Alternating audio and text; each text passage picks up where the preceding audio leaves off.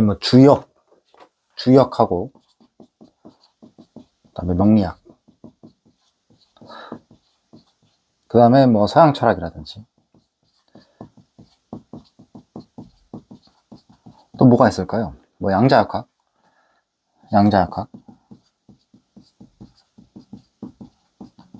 그 다음에 이제 심리학, 불교,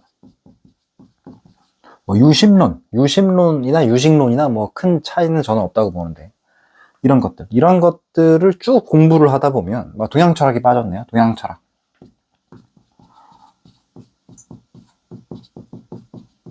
결국 인문사회과학이라고 하는 것은, 물론 이제 자연과학이 여기 있습니다만, 결국 자연과학이든 인문사회과학이든 계속해서 깊이 있게 근원을 물어서 따져 들어가게 되면 결국 하나로 만나는 측면들이 있다. 용어는 다르지만, 언어는 다르지만, 접근의 방법, 각도는 다르지만, 우리가 목표로 하고 있는 세상의 근본 이치, 원리, 진리, 이런 것들을 향해 가다 보면 처음 출발하는 각도에 따라서 다른 면면들이 보이긴 하지만 결국 만나는 그 모습은 동일한 측면들, 동일한 진리에 가닿게 되어 있다는 거죠.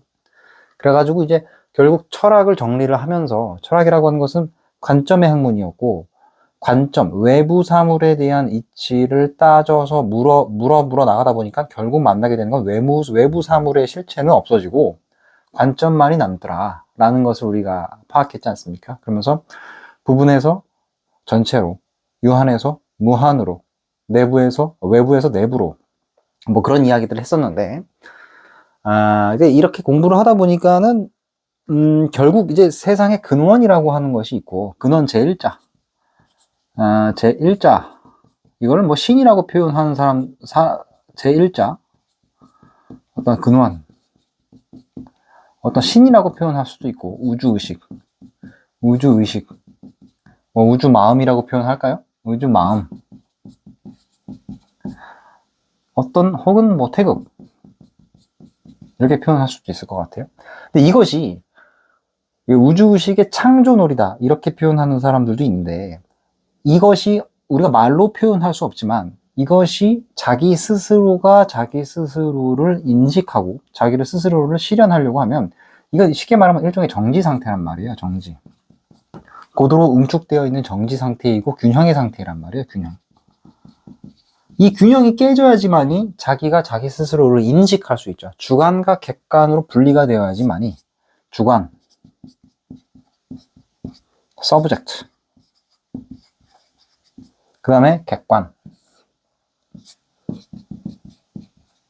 대상이 되겠죠. 대상, object. 서브젝트와 오브젝트로 분열이 되어야지만이 어떻게 되겠어요? 인식이 가능하다. 인식이 가능하고 실현이 가능하고 변화가 가능하죠. 그러니까 균형이 깨져야 돼요. 균형이 깨지면서 주관과 객관, 서브젝트와 오브젝트로 나눠져야지만이 변화가 생긴다는 거죠. 그래서 이거를 이제 여러 가지 말로 표현할 수 있는데, 태극으로 표현을 해보면, 태극은 이 태초에 이런 균형 상태의 원이 있다가 요것이 어떻게 되는 거예요? 분열이 되게 되면 음과 양으로 나뉘게 되죠. 이렇게 나뉘잖아요. 그죠? 그래서 양. 그런데 이 태극과 양은 사실은 같은 거죠. 같은 거란 말이에요. 그래서 기본적인, 이것을 불교의 용어로 말하면, 그러니까 태극과 음양으로 표현하지만, 불교의 용어로 말하면 이것은 불성이죠, 불성. 이것이 불성이고, 그것이 음과 양으로 나눈다. 그래서 생멸하는 마음에 의해서, 생하고 멸하는 이치에 따라서 어떻게 되는 거예요? 아래아식으로 이제 기본적인 미세 입자인 거죠. 아래아식. 그러니까 불교의 용어로 지금 이야기하는 겁니다. 불교 유식론의 관점에서 보면 모든 것들은 다 불성인데, 이 불성이 자기 스스로를 인식하기 위해서는 음과 양의 변화, 생멸하는 마음을 끌어안을 수밖에 없다는 것이죠. 그렇게 해서 태극과 양은 사실은 같은 건데 이것이 현상세계, 우리가 인간이 인식하고 있는 그 시각, 청각, 후각, 미각, 그 다음에 생각까지 해서 총 6각, 총 육각을 통해서 드러나는 세계, 현상 세계의 음과 양으로 드러난다는 것이죠. 음과 양의 이진법 체계로. 그죠? 주역의 용어로도 이야기할 수 있는 거죠. 주역도 태극과 양으로 이렇게 표현해 볼 수 있는 것이고. 그 다음에 태초에 빛이 있으라. 태초에 빛이, 성경, 기독교 성경의 말로 이야기를 해보자면, 태초에 빛이 있으라. 태초에 빛이 있으라라는 말은, 있으라는 거는 이제 그 전에도 제가 했던 얘기지만, 이건 태초에 변화가 있어라. 변화. 그리고 균형이 깨져라. 균형. 균형의 붕괴죠, 붕괴. 뭔 말이냐? 고도로 밀집되어 있는 전기 상태에서는 이것이 균형 상태, 태극 상태에서는 아주 고도의 에너지. 그러니까 현대 과학의 입장에서 보게 되면은 그 중성자, 미립자, 양성자, 중성자, 전자 이런 것들조차도 탄생하기 전의 상태에서는 이 우주가 하나의 사가였단 말이죠. 아주 작은 입자였단 말이죠. 입자가 아니라 작은 상태였단 말이죠. 근데 그것이 빛이 여기서부터 튀어나오게 되면 태극에서 고도의 균형 상태에서 아주 작은 원에서 빛이 땅 하고 태어나오게 되면 균형, 여기서는 이제 빛조차도 이 안에서 고도로 농축되어 있어서 빛조차도 나올 수 없는 상태에서 빛이 여기서부터 땅 하고 나온다라고 하는 말은 무슨 말이겠어요? 균형이 깨진다는 거예요. 내부의 균형이 깨지면서 그러면서 뭐예요? 빛이 깨지게 되면 빛이 터져 나온 그 빈 공간, 그 공간으로 인해서 음과 양이 나누게 되겠죠. 그래서 균형이 깨지니까 어떻게 되겠어요? 균형이 깨지니까 밀도의 차이에 의해서 입자와 공간이 드러나게 되는 것이죠. 백그라운드, 암흑물질이라고 이야기하는데 빛이 탄생하면서 균형이 깨지고 균형이 붕괴가 되면서 그러면서 소위 암흑물질, 백그라운드 암흑물질과 우리가 살고 있는 지금 현재 우리가 살고 있는 모든 삼라만상의 기본 입자인 전자라든지 양성자, 중성자 이런 것들, 이런 입자들이 터져 나오게 되는 것이죠.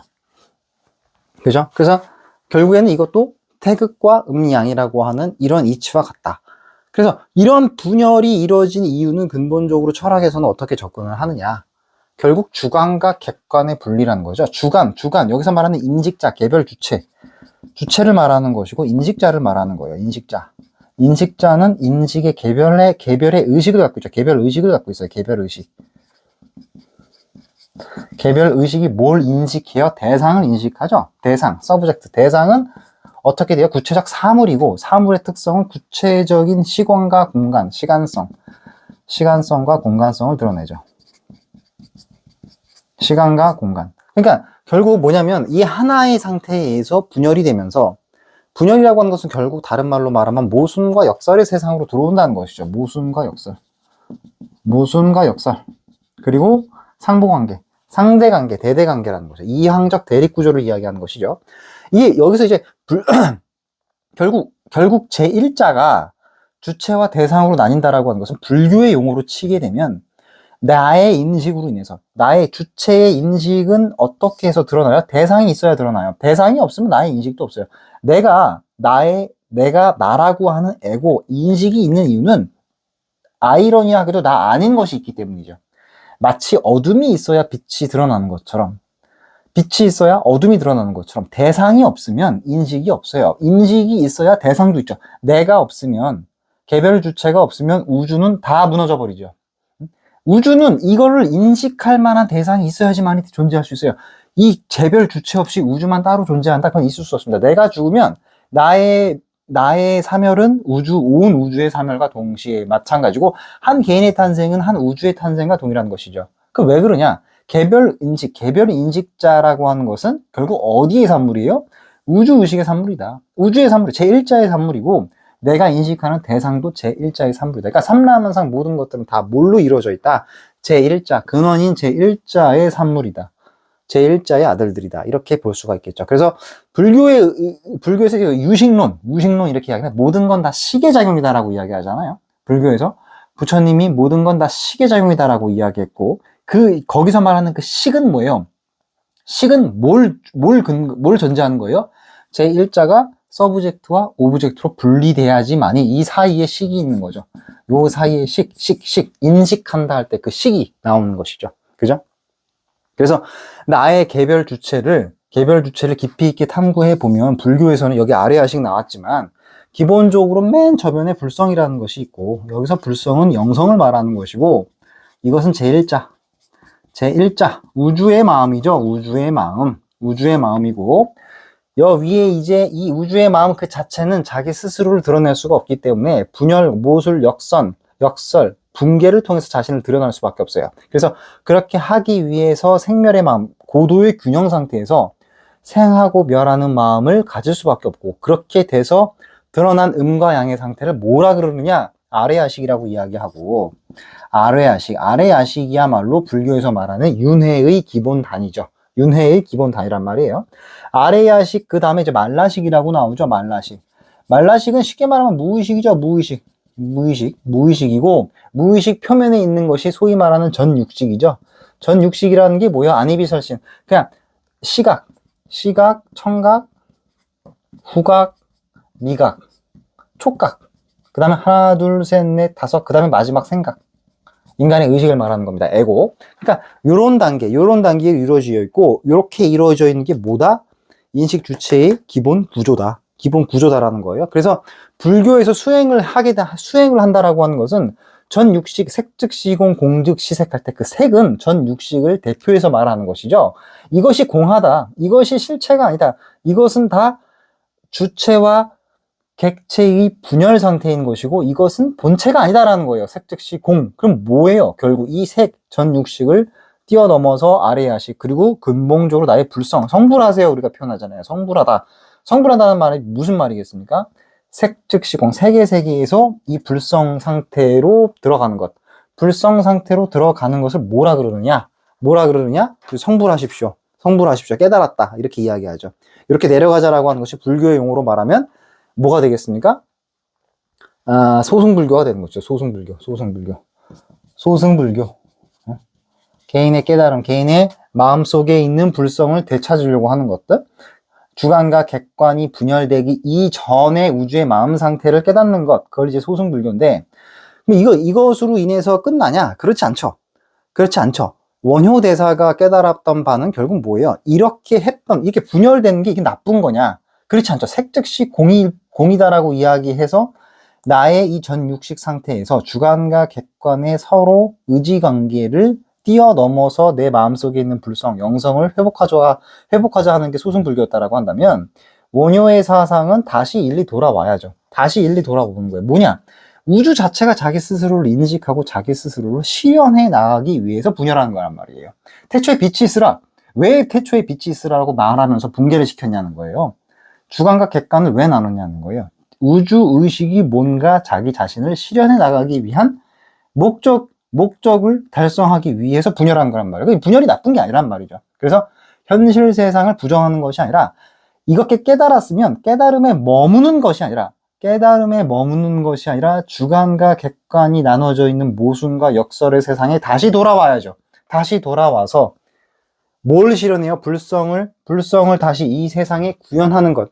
불성을 다시 이 세상에 구현하는 것을 뭐라 그러느냐? 시간과 공간 속에 우주의 마음을 실현하는 것이죠.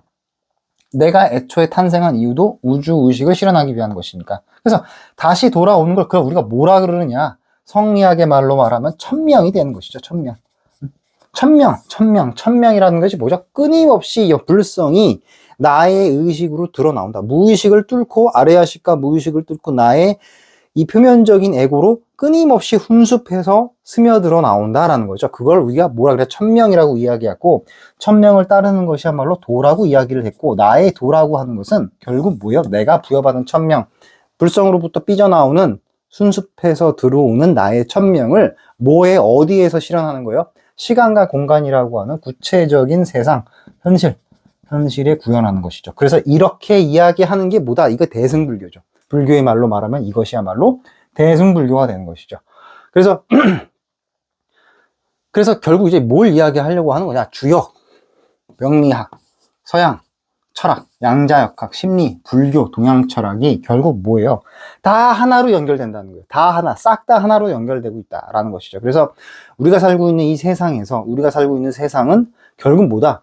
하나의 제 근원 일자로부터 객관 대상, 내가 인식하는 대상과 인식하는 주체가 모두가 다 하나에서 나왔고, 이걸 이제 은유적으로 표현할 때 모든 게 다 빛의 아들들이다. 빛으로 이루어져 있다. 이렇게 표현하는데, 제1자로부터 나왔고 1자로부터 분열돼서 나온 것은 뭔가 하늘의 의식이 자기 자신을 실현하는 데 있어서 필요하기 때문에 나의 의식이 드러나는 것이죠. 나의 의식은 결국 뭐예요? 이런 관점에서 보면 나의 의식은 결국 천명을 받들어서 우주 의식을 받들어서 내가 무언가 이 세상에 실현해 나가는 것이 곧 우주 의식이 자기 스스로를 실현해 나가는 한 부분으로서 작용한다는 것이죠. 그래서 그거를 뭐라 그러더라? 이게 성리학의 동양철학에서는 천명이라고 이야기를 했다. 그래? 그리고 노자철학에서는 도라고 이야기를 했고, 불교에서는 그것이야말로 뭐다? 소승불교에서 대승불교로 나아가는 것이다.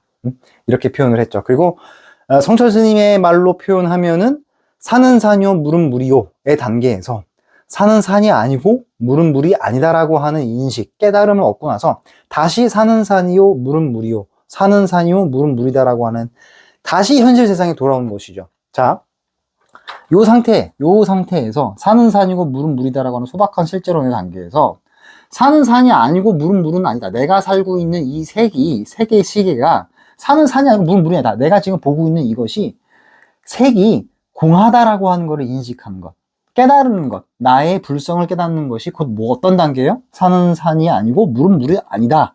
이 구체적인 세상이 모두 다 시계의 작용에 의해서 허망한 것이고 본체가 아니다라고 하는 것을 깨달은 단계가 산은 산은 아니고 물은 물은 아니다라는 단계인데, 다시 내려와야죠.